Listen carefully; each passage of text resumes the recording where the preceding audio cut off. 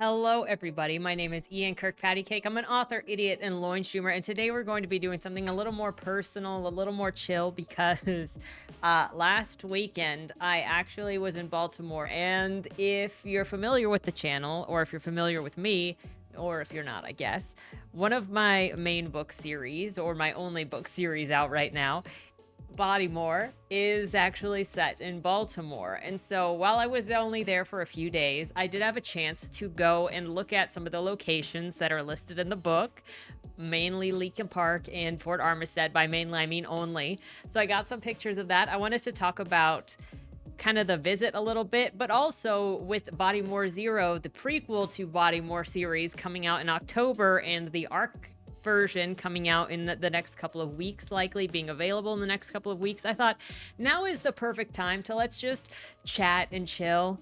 And also because it's been a long weekend and I'm working the night shift right now. So let's do a chill video. Let's just look at art. Let's talk about this book. Hopefully maybe get you hyped, because I am hyped. And hey, also maybe you've noticed, if you maybe if you've seen the previous videos, there's a new picture of Casey, because my creative partner, Morris, who, as many who hang out know her as Monty, she did a new picture of Casey, as you can see here. Isn't he? He's a stunner, man. He's stunning. That's all I could say. But she did a new picture up for him, and she is my creative partner. She is doing the epilogue for Bodymore. We are combining a series. We're going to start talking about some of that as we get into the overall discussion of today, because we got some stuff to talk about, like for realsies. But so she's doing the epilogue for my book, and she also did this, and she will be doing another Ralph picture eventually. And I am so happy to share it with you. It's so good. It's so good. Anyway, before we get, into the gushing, I'm sorry to be gushing. I'm only a little sorry to be gushing. I'm also sorry if I'm a little delusional. My ear is busted from the airplane, and I'm waiting for it to recover now, and it's uncomfortable. But before we get started with the gushing and the questions, a couple of things. Number one, if you enjoy what I do here on the channel, please remember to like, share, and subscribe for more. Number two, if you would like to be featured on the channel, check out the links down in the description below. The number one way to be featured is through Lamai, the monthly prompt writing contest, where I give you a prompt, you write a short story using that prompt, and on the first Monday video of the month, we bask in your creative genii. The second way to be featured is if you are an indie author and you have a book out, or a book that is coming out. If you submit it to the fresh meat feature, just that first chapter and the cover, it'll be read here on the channel to hopefully help more readers find your work. I've found books on there. I haven't read all of the books that I've bought off of there, but I have read some of them, and they've been some of my favorites. I have read The Origin of the Sky, Saint Gregory, The Dark Violinist. I have to go and get The Dark Scientist, which is the second book after The Dark Violinist, because The Dark Scientist has come out, but I'm still trying to catch up on my book reading list, so I'm sorry for being slow, you guys. A Ribbon of Sand, which had a lighthouse and a ghost stories going on at the lighthouse. I got like a fourth into it closer to the beginning of this year, and then I had to take a break to do something else, and I haven't gotten back to it, so I'm gonna have to restart it when I get back to it. But that is literary fiction. I got all of those off of the fresh meat feature, and so whenever I see anything on there when I'm reading them that I like, I know that I picked them up, and hopefully other readers will listen and go and do the same and find a new favorite author. Third thing is, if you would like to check out any of my books, they're available at any of your favorite places to get books, including the local library upon request. My newest novel, Bodymore Zero, which we're going to talk about today, is coming out in October. The arc will be coming out in August, and I will make a community post when that happens. I am trying to not be too excited about sharing it, because I am very excited, but I always know that there are going to be people that just don't like it, and I have to prepare myself for that. It's hard. But so we're going to be talking about that, hopefully get you hyped to meet these gentlemen over here.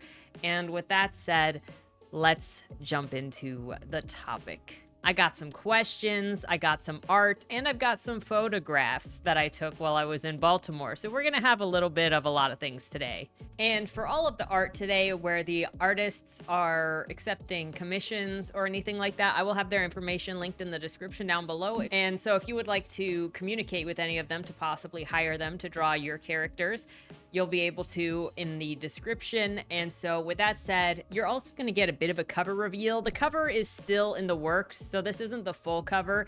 And there are some artifacts on the cover that's being worked on that are not on the image I'm going to share with you today.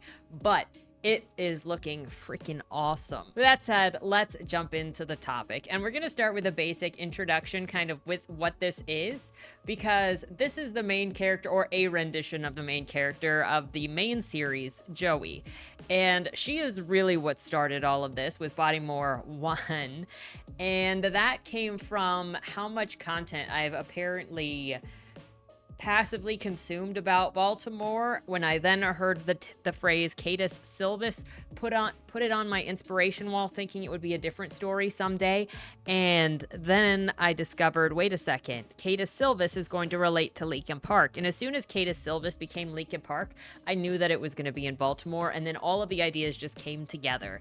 And so you got Joey, who was drawn by Morris, the same person who drew Casey over here, except this is a much older picture. Then you've got Karen, who was drawn by Inessa Burnell. She also did the Ralph that you can see in the background of my video right here. We'll get to the full image of that in a little bit.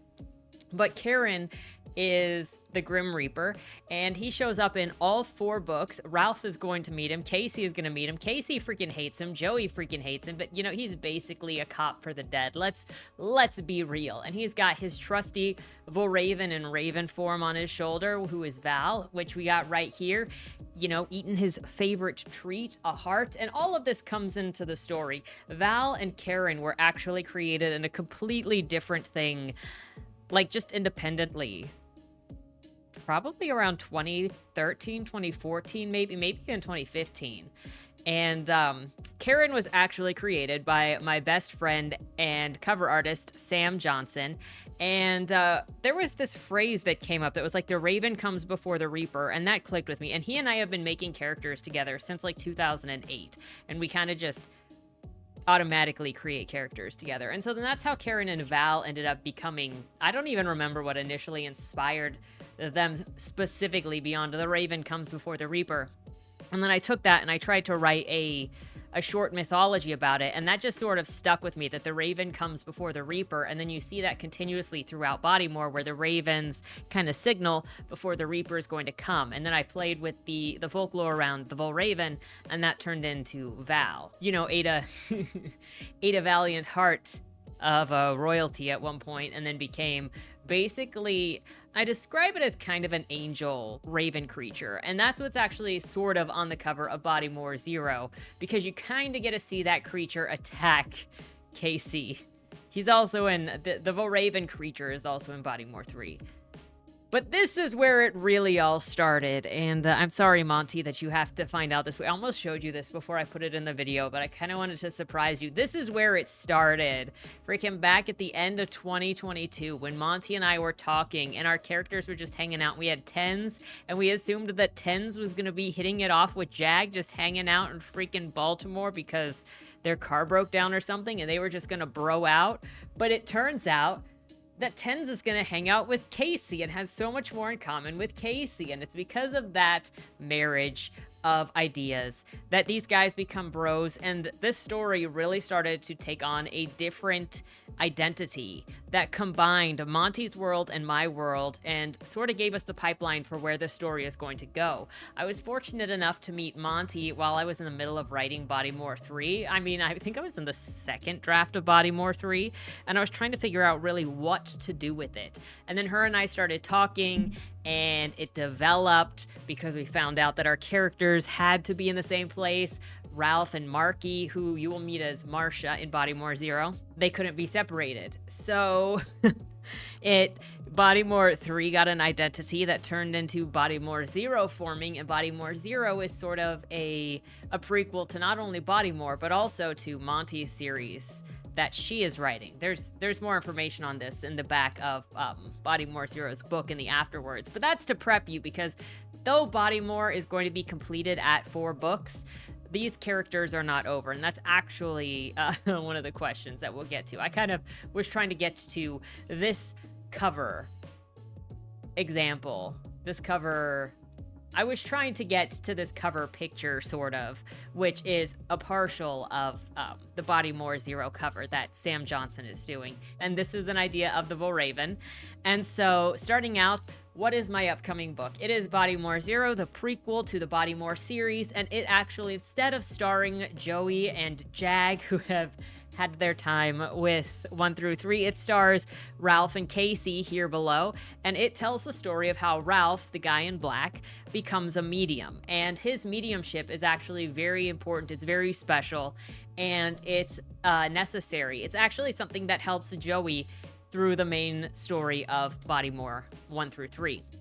She really couldn't go through the journeys that she did without Casey and Ralph, but she couldn't do it without Jag either. These guys have special roles, though. Second question, what is Bodymore Zero about? So Bodymore Zero opens with Casey and Ralph. They're both, if you can't tell, they're in a band called the Badass Idiot Train. Casey definitely named that when he was like 16. And they're doing a concert. They're an underground band. Well, they're an indie, and they're doing a concert. They're an indie band that go to a lot of underground venues. And something is wrong with Casey. Like, there's just something bad in the air, and Ralph can feel it. And before the night is over, Casey is stabbed to death. But wouldn't you know it, when he's supposed to be dead, he ends up calling Ralph, asking to be picked up from La Taco Bell on Security Boulevard, a Security Boulevard that I did drive on. I did not see the famous Taco Bell, but I did drive on Security Boulevard on my way to Lincoln. And he says, I don't have anybody else. I hate to do this to you, but come and get me. And Ralph goes, because they got a little bit of a codependent relationship going on. And then it becomes a story of how Ralph, he just sees Casey in front of him and doesn't understand, 1, why he's angry, and 2, why nobody recognizes him. Don't worry, this is all pretty much, none of this is spoilers, because this is the entire setup of the book, and it comes in with if you've read 1 through 3, you know, it's a ghost story. So you get to see the depth of their brotherhood and the family that they've kind of created with each other without realizing, or Ralph realized it, Casey doesn't realize it. But so that's what the story is about. Can I tell you something about the book that you can't read in the blurb? The graffiti. 2 of the things that I like about the Bodymore series, or what I've done with the Bodymore series, is 1, I've taken this idea of the noise, and you're going to see the noise when I get into pictures of Fort Armistead, because that's what I was really trying to grapple at for this book. There's something really magical feeling about the mixture of the urban and the growing plants. There's something really magical about it. Feels like portals when you're looking at all the graffiti, and it's all this noise that is it people? Is it spirits? Is it something other than spirits? Is it malevolent? Is it benevolent? Benevolent, there we go. And you kind of have to guess. And looking at all of this noise, sometimes you'll see something that you're like, is that talking to me, or is that always there? And I've got a great picture that I actually got at Fort Armistead that makes me think of that. So I'll show you when we get there. But I love the graffiti, and I don't know really where the graffiti came from when I was writing, but it's there, man. And then the other thing is that every book of the Bodymore series uses a different location, some of the same locations within Baltimore, but others that are specific. So like Bodymore 1 specifically features Fort Armistead, that the others, I don't think the others touch on Fort Armistead. They all touch on Leakin Park, because Leakin Park is connected to the River Styx, because Leakin Park has a special place with other elements. Then in the second book actually spends a little more time in Leakin Park, because you get to sit over on the bridge on Dead Run. Third book, you go to Patterson Tower and Kaufman's, and specifically the Old Town Mall. All of them mention the Old Town Mall because of the way that Mortem is set up, but Bodymore 2 has more scenes in Mortem than Bodymore 3. And then Bodymore 3 has Patterson Tower in it, and it has the old Kaufman's, where they actually do go to the Old Town Mall in the real world. And then Bodymore Zero, they go to Orianda House, which is still in Lincoln Park, and it's part of the Chimera Estates, but you don't actually go to Orianda House in any of the other stories. And I have a picture of Orianda House that we will also get to see. So those are some things. I love that I got to use specific locations, and so then you can really hopefully feel Baltimore. One of my favorite scenes, I think, is that's gonna be oof. They have to do with Casey. They're heavy. I don't think I could say too much without being spoilery, but I can hint at it by saying the walls are covered in Do You Want to Be Next? I also think one of my favorite scenes is when Ralph wakes up after doing the seance and he's talking to Rocky. Actually, any of the interactions with Rocky are so interesting. I mean, even the ones with Casey and Rocky, those are also my favorite, just because of the energy between Casey and Rocky. And hopefully, if you've read 3 or if you do read 3, you'll see that relationship carry over 10 years in the future, because this book takes place 10 years before the main series. Can you describe the writing process for this book? This book was harder than I thought it was going to be. Like, I thought that I had my methodology down because I wrote Bodymore 1 and Boom in like the same year, and then I struggled with 2, and then I really struggled with 3. But one thing that I will never forget is that I was writing Bodymore 2 when I started playing Yakuza 0, because I gave Casey those plated shoes that Majima has. But I've also determined those are the first shoes that Casey bought when he got paid for his first gig. Like, those are his rock star shoes, and they are a point of pride. They are a symbol in his life of when his life changed into him taking control and being what he wanted to be and doing what he wanted to do and making his own first dollar. What were the sources of your inspiration for the book? Kind of like what I said earlier, it had to do a lot with talking to Monty and discovering how our stories work together and discovering our characters together. And there wouldn't be a Bodymore Zero if not for discovering how Casey and Ralph and Marky and Scarlet and Chose and Tacitus all work together, because Tacitus and Chose are part of this book. You're not necessarily going to get a lot of information on them because they're going to come in Monty's series, but you are going to see them, and you're going to see kind of the control that they have over this society, over this world. Do you have a favorite character from this book? I freaking love Casey and Ralph. Okay, they're dysfunctional, they are codependent, they've got their issues, they've also got their strengths, and I have loved them since they showed up in Bodymore 2 and have become more refined since then. I've discovered better who they are, why they are the way they are since then, and I've just fallen in love with the character arcs that they go through and the struggles that they go through and what they mean to each other and what they'll do for each other and what they'll be in the future. And I know that they'll probably be difficult for some people, but I hope that they will also be enjoyable for some people. Were there challenges in writing this book? The challenges were my constant thinking that I was writing garbage and it was never going to be good and I was wasting my time. And it wasn't until I got out of revision and started getting into editing and revision. Oh my gosh, it took so long. It took twice as long as normal, and I did 2 or 3 revisions before I started editing.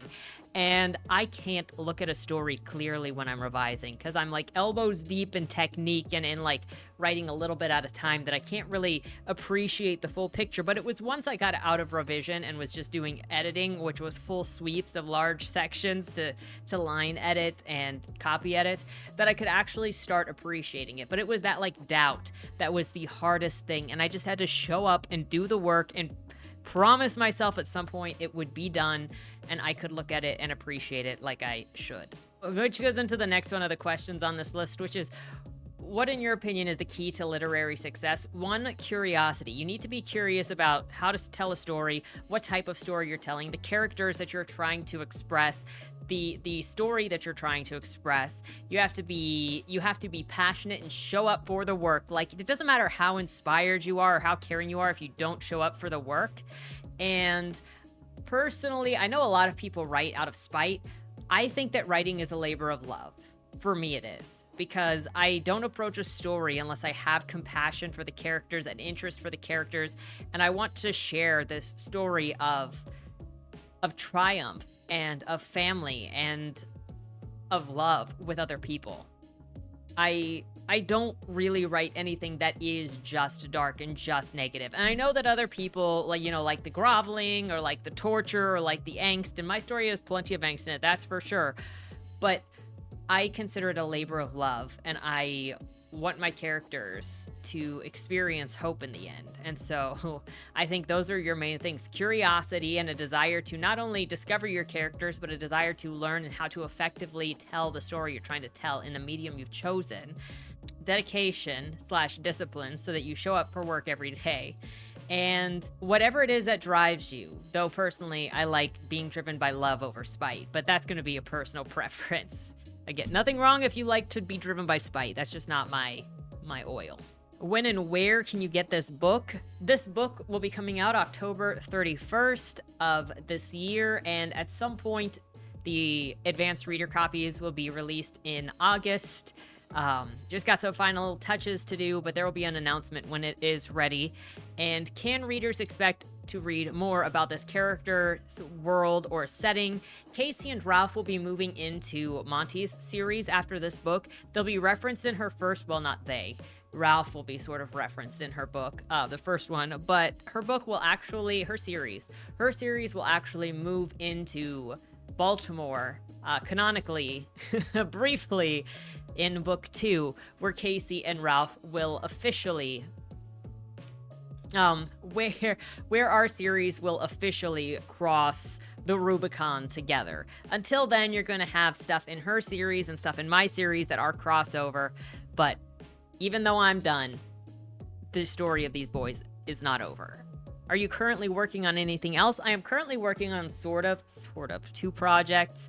I'm trying to do a revision of Cain and Abel, and that is, I don't know how much I want to talk about that story, other than, it involves the main character is a cannibal, and you get to see from his perspective of living and his mental deterioration.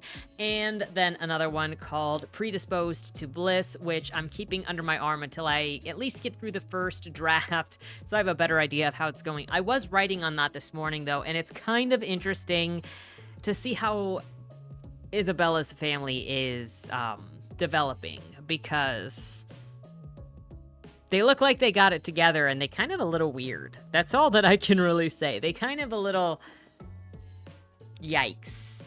But, not in an abusive way. They're just kind of yikes. How do you choose what to write next? I usually choose what to write next based on 1, availability, 2, inspiration, and then I kind of just have to pick it and stick with it and make sure it gets done. Otherwise, I've gone between multiple projects now trying to figure out what to do after Bodymore 0, and I'm waiting for Monty before we work on the Westies / Legend of Bill Cassidy, because that's a collaborative project. Can't work on it without her, so I'm working on other things. And Cain and Abel I've had in my pocket for a while. Cain and Abel was also the research that I did for Cain and Abel information was also stuff that I used for my thesis and forensic psychology master's program. And so it's I've had Cain and Abel since 2018, and I think it's time to refine Cain and Abel and figure out how to put it together. But fortunately, I got a new idea for how to finish Cain and Abel that's completely going to fix that final scene so it's not quite as ham-fisty as it currently is. And I can get it out of draft 1. So goodness for that. But usually it's based on vibes is what I feel like doing. A couple of extra questions, and then we're going to go through this slideshow and look at some character art and talk about Baltimore and my traveling a little bit. Do you read a lot? Did you read a lot as a child? Yes and no. As a child, I mostly, as a single-digit child, I mostly got, Where's Waldo from the library, and then I would lay in bed and pick a page and then, make up stories for whatever page I was on.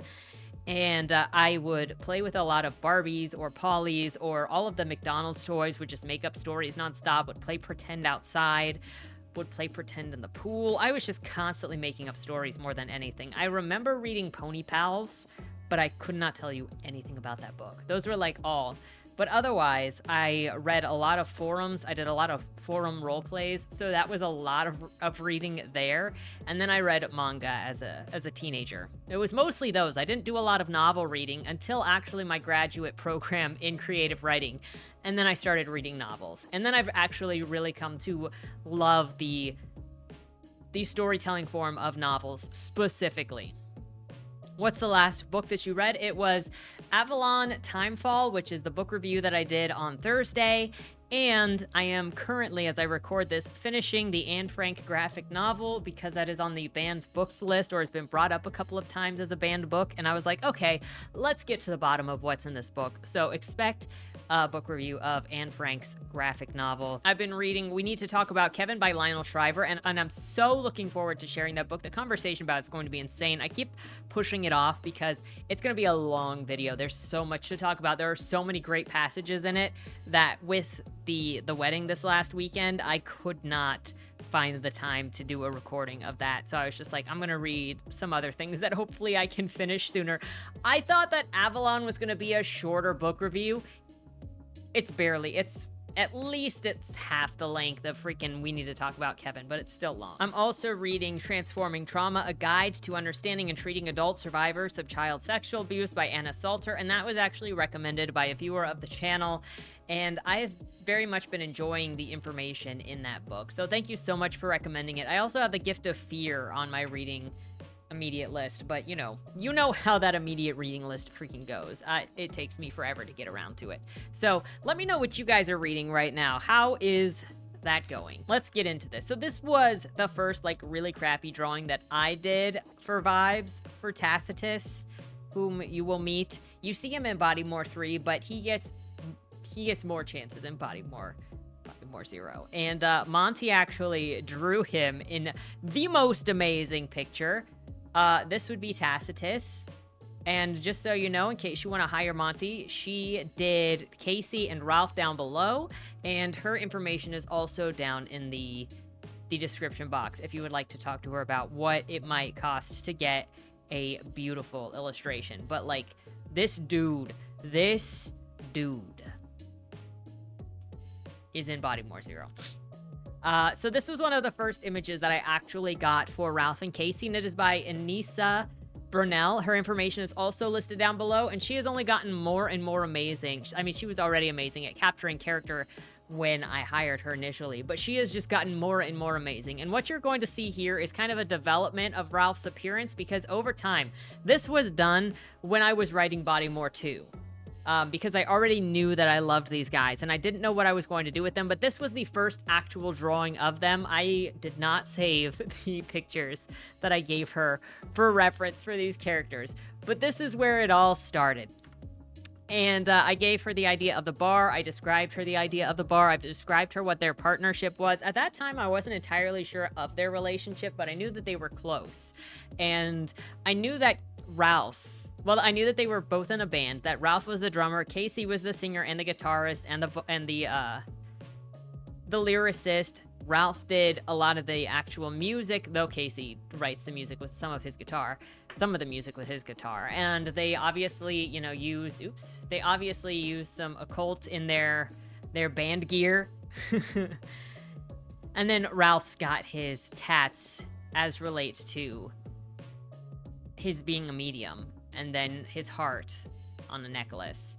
And this was him doing a seance. Before they had a seance room, obviously, and he gets weak during a seance. He passes out during the seances most of the time, especially if they're very taxing. He just dissociates and launches out of his body because it has to do with the soul. Then he's got all of these rings are also part of mysticism, as each of them has, they're all fetishes, so they all have a function. Every piece of jewelry on him has a function that it does to protect him from usually the supernatural in general. This was one of the first drawings that Monty did of Ralph, and it started in developing his tattoos, where we determined, he's gonna have a collar, because his tats are actually very much a bondage, and they can kind of control his life. They kind of control the freedom that he has, because he had to give up freedom to get the abilities that he received. This is also one of the first drawings that Monty did of Ralph. And I mean, just like between this and this new guy over here where he's got all of the curly hair, you can see just how he developed, and he is gorgeous. And actually, at the same time that Monty was doing this, I actually had hired Inessa to do another one. This was during the beginning of writing Bodymore Zero, because I don't think I'd drawn this scene yet, but I knew this is a scene that I wanted. And this scene does appear in the novel. It's kind of around one of my favorite scenes in the book. And the vibe of it, as you can see, he's got the tats on his neck because it was at the same time that Monty was drawing this. So I was able to also get Inessa's help in designing the tattoos and filling out the tattoos more. And as you can see, Ralph also got skinnier the more that he was drawn. But I cannot get over his expression. Just, he's tired. He's not fully there because he's got, these supernatural eyes going on. His heart is hanging. You've got the ring that is a special ring. Oops. And you don't summon the devil by chance. Also, this kind of makes me think you got this crack in the mirror over here. I was reading notes from one of my beta readers. Ooh, get it together. Oh yeah, that's right. She put get it together above because he's telling himself to get it together. That one of my beta readers noticed that all of the mirrors in this book are broken. That's what happens when you're unstable. And then you've got this that I also commissioned after the other with Ralph to be a sister image, where you've got Casey about to get stabbed in the bathroom. This is also in Bodymore Zero. It's also in Bodymore 3, though it's more of a blip on the radar when they go into the bin when they're in mortem. And you kind of see this moment because Casey is being forced to relive some of the worst moments of his life when you're in the bin, since that's what the bin torments you like that. And this was one of those moments. And again, I cannot get over just how amazing her expression work is. Yeah, this boof over here. He is ready to freaking work out some of that terror. But you'll see this part, a variation of this part in the beginning of Bodymore Zero, and then you'll see a little bit more of it at some point. I have this as a keychain, and it's flippies. It's one of the first keychains that I've done, and I also have this as a keychain, and I just had to share them because, that's how it go. And we have another image here by Monty. Just look at Casey. Freaking the skill.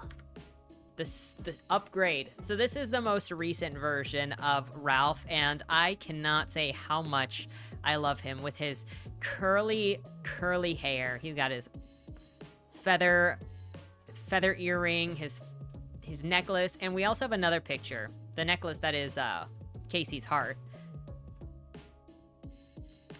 That shows more of his tattoos and just how invasive they are. Though you don't get all of it. They do go down his thighs. But that is just how intricate they are. He is such a work of art, especially from the way that Monty's drawn him. He knows how to play a couple of different instruments, though he favors percussion. He likes piano and drums the most. And he's all self-taught because, when you don't have friends, you find something else to do with your time, and he picked that. Then this is one of the newer images that you may have seen on different videos that I have these guys down in the corner. We got Casey ready to fight, and I love this. The details on this are great, from this bracelet to his earring, his intense eyes. He is just so gorgeous. Guys, that's why he got away with everything, because he is a beefcake. This is how he performs so we don't overheat. I know I got this one over here where he's got the jacket. I freaking love him in just the tank. It looks so good. It's just him with his cigarette. He's a babe. This is why he gets away with what he gets away with. And this gosh dang awesome background. This gosh dang awesome background. Now, as a little treat, okay, I want you to look at Ralph down here, because you can. You want to know what his perfect girl looks like? You want to know what Marcia looks like? Girl, could you get any more opposite to this man? Just look at them. You just gotta boop, boop, boop, boop. They are so perf. Okay, but I hope you like her when you meet her, and I'm looking forward to see how people respond to the way that she's introduced. There have been some interesting responses in the beta readings. But there's one more image that I want to share that is of Marcia, and it also has to do with the second book in Monty's series when they will be in Baltimore, and it is an incredible image that Monty drew a while ago with Marky, and it has to do with one of the things going on with Baltimore, and it is this image of Marky, where you pay close attention in Bodymore 0. You'll recognize the eyes. Let me tell you, this creature's got its home in Baltimore. There's just so much power in this image. Sorry, okay. The hair is incredible. The detail, just like a dude. Okay, anyway, sorry. I am Monty's biggest fan, okay? I love looking at her art. Now, with all of the art looked at, I shouldn't say out of the way, with all of the art looked at, it is now time to look at Baltimore. Some of the images. I will describe some of it. I may not have much to say on some of it, but this is from the venue. And then this is the street that goes towards Oreonda House on the north side of Lincoln Park. This is actually where something happens with Ralph and Casey in the last part of Bodymore 0. I should be very careful about what I say so I don't already just like spoil everything. But the gateway to Lincoln Park, we got a little church, and you know, people like to go to Lincoln Park, like to take people to church. You'll find that in the story. That was a little side house. Here is the Oreonda House coming right up. The Oreonda House was also mentioned sort of in Bodymore 1 and 2 because it's mentioned in Mortem as the exit if you're alive and judgment if you are dead. So you go through the doors of the Oreonda House on the other side of the River Styx. And it is a very cool house. This was just the labyrinth, well, in the yard around it. The place that it is set on is called the Crimea Estates. And there's a little bit of info about the Crimea Estates in Bodymore 0, but at the moment I can't even remember if I edited it out mostly. But but the estate was funded and built by a Russian railroad tycoon, if I remember correctly.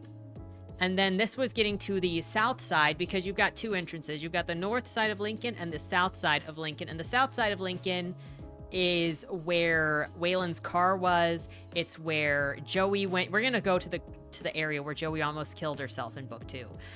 And it's also where a lot of the creatures come out of the water, if you know what I mean.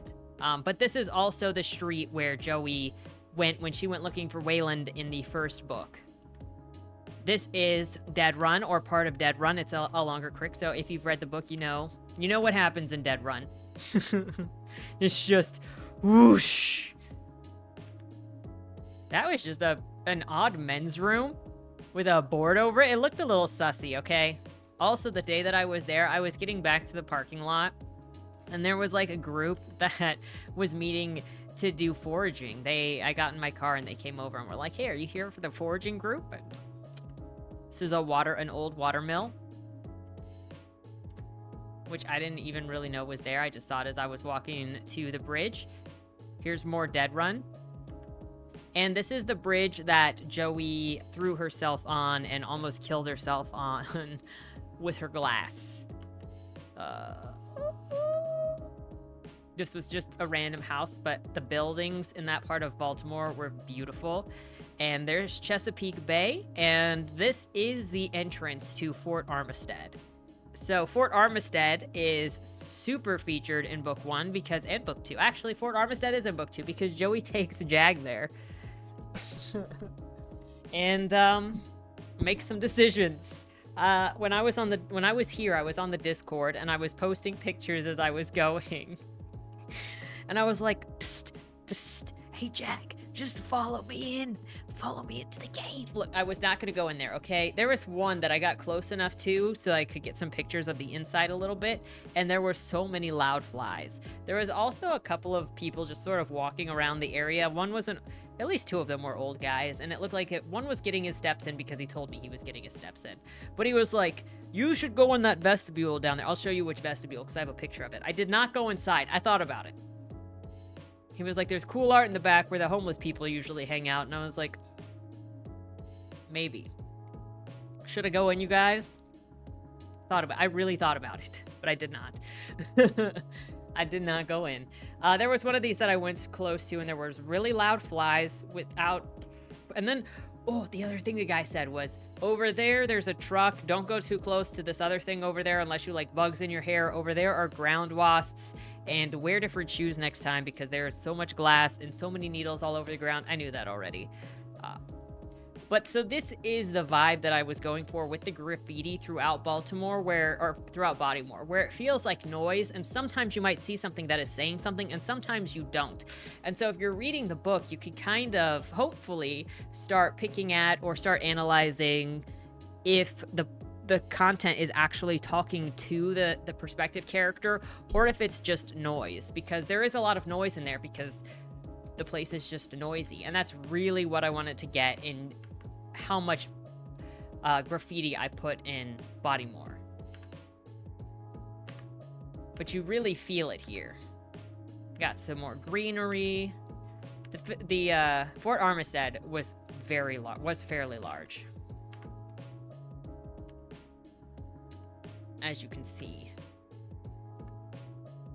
I don't know what's going on here. Look, we got this. This is serial killer level right here.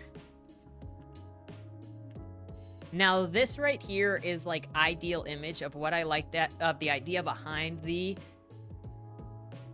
graffiti, because if you scroll in, it says hello all the way in there. And if you scroll out, this was already zoomed in because I wanted to make sure that the hello was visible. But if you zoom out to the other image, you even get further. So all of this noise, and all the way in the back, it says hello. And that's kind of the vibe that I really wanted to go with for the graffiti in Bodymore. So you go, there are messages hidden in all of this noise for you to find, and then guess if it's talking to you.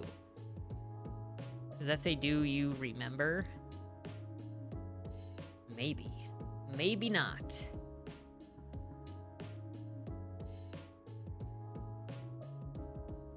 I can only imagine the kind of artwork that is inside of the catacombs. I don't know. Maybe it's just me. I know there's a penis, but I'm still going to say, like, there's something magical about it where you got, this mixture of all of this color and all of this artwork, and then on top of the military base, and then on top of all of this green, where it does feel like a portal, at least to me. So this is the vestibule the guy told me to go inside of, and like, I wasn't going to go inside of it, and then I went up, and then he talked to me, and then I went back down, and there was somebody sitting on the steps here. So then I was like, I guess I won't go in. And just beautiful, like in a weird way. And then back to Chesapeake Bay. And so that was my trip to Baltimore, kind of quick run on Bodymore. I hope that you will maybe consider taking a look at it if you want to see these guys in action, if you want to see what happens, what I can do. Let's make Bodymore real.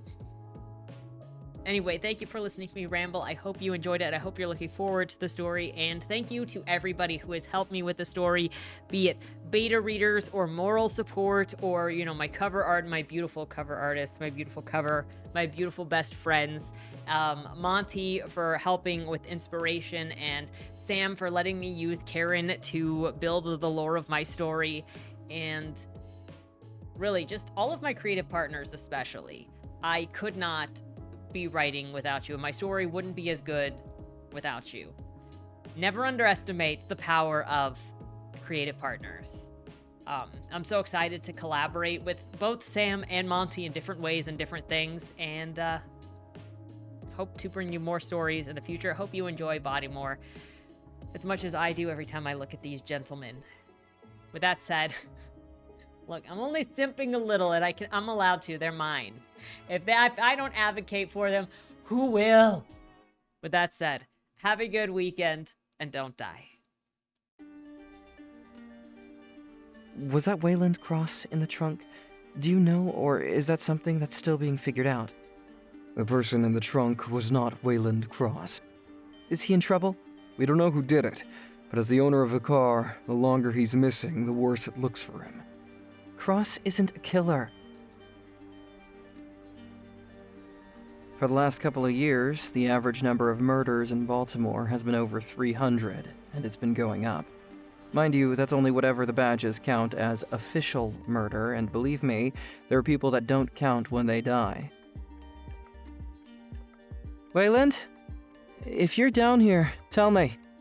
I'm not talking to the badges, I've been looking for you. They found a body in your trunk. Why? Did you do that? To the left, plain black letters read along the wall. You walked in the corridor. Once that ends, you chose the dark is on the right. My vision goes blurry, flickers black and black and black for longer intervals until I can't see anything at all. I'm not screaming anymore, but my voice echoes back to me. Where the hell am I? You're dead, Josephine. Even smart people do stupid shit sometimes, right?